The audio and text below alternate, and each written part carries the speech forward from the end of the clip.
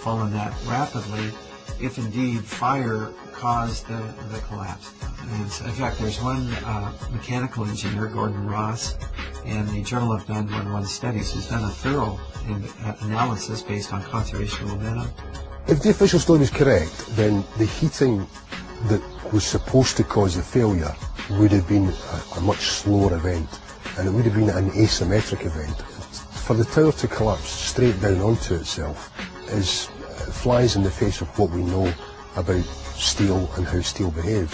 When we have a failure in one area, then the failures tend to continue within that area, and you see an asymmetric collapse, possibly the upper section falling off as it twisting away from the tower and falling off. But it's very unusual to see the upper section falling straight through the path of the greatest resistance, which was straight down through the middle of the tower. It just does not add up. 2. Molten metal exceeding 2,000 degrees Fahrenheit was discovered in the rubble of Ground Zero, underneath the Twin Towers and Building 7. Even with heavy rain on September 14th and 21st, a constant stream of fire retardants and water, described as creating a giant lake. These fires would not be extinguished until December 13th, 2001, making it the longest burning structural fire in history. Was the jet fuel responsible? Dr. Frank Gale, who was working with NIST, claimed in 2005. Your gut reaction would be that the jet fuel melted the steel. Indeed it did not. The steel did not melt. The temperatures that we know existed within the collapse, within the debris pile, are physically impossible from an atmospheric jet fuel fire. It cannot be done. I'm curious about the pool of molten steel that was found in the bottom of the towers. I am too. And just tell me about it. Have you seen it? Well, not personally, but eyewitnesses there found huge poles of molten steel beneath the towers, and some scientists don't think that the collapse of the building could have melted all that steel. First of all, let's go back to your basic premise that there was a pool of molten steel. I know of absolutely nobody, and there's no eyewitness who has said so, nobody who's produced it. I was on the site, I was on the steel yards, so I don't know that that's so. You'd get down below and you'd see molten steel running down the channel rails, like you're in a foundry. Like lava. Underground, it was still so hot that molten metal dripped down the sides of a wall from Building 6.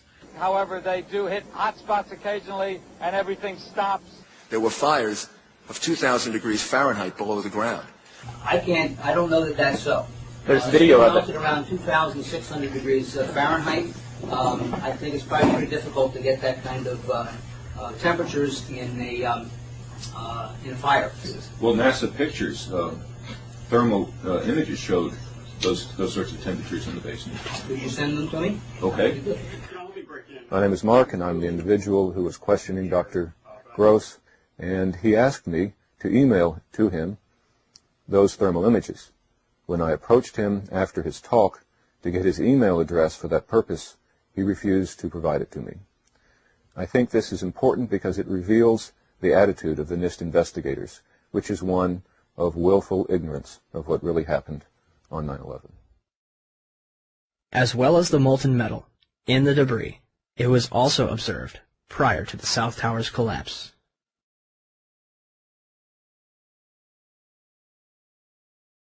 Also, a minute and 20 seconds before collapse, large amounts of white smoke began pouring from the base of the South Tower.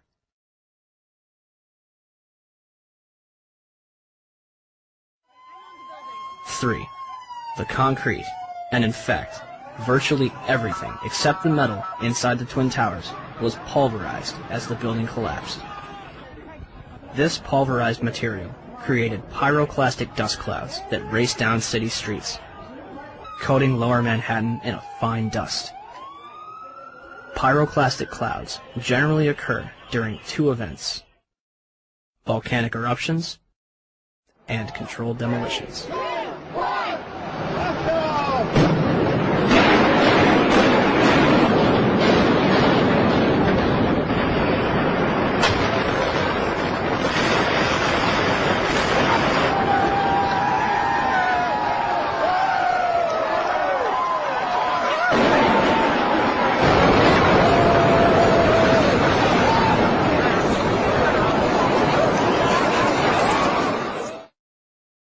4. Steel beams weighing up to 200,000 pounds were thrown laterally up to 500 feet. A cross-section from the World Trade Center, weighing approximately 300 tons, was embedded in the southeastern corner of the American Express building.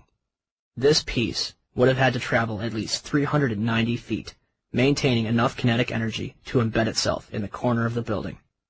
What we should have seen in the debris pile was a pyramidal shape. If it had been a gravity-driven collapse, we would have seen a roughly pyramidal shape or a conic shape. What we actually did see was a massive ejection of dust and debris and large sections of steel from well away from the towers, tens of meters away from the towers. That's hard to see a reason for that within a gravity-driven collapse. 5. Firefighters and eyewitnesses reported a series of explosions before and during the collapses. And we heard the noise associated with an implosion. Secondary explosion on Tower 2. Some sort of explosive device. We're obviously having a bit of trouble right now maintaining our location because we just heard one more explosion. There was another major explosion. Do you know anything about those extra explosions we heard? No, I do not. Were they car bombs? I have no idea, ma'am. The street shook, and I heard like an explosion. Do you know if it was an explosion or if it was a building collapse? To me, it sounded like an explosion. We heard a very loud blast, an explosion. They were taking photographs and securing this area just prior to that huge explosion that we all heard and felt. Not clear now is why this explosion took place. When there was some sort of collapse or explosion. From street level, as though it had exploded up, a giant rolling ball of flame, and the firefighters screamed, "Run!" It was this blast of warm air. It wasn't hot. It was warm.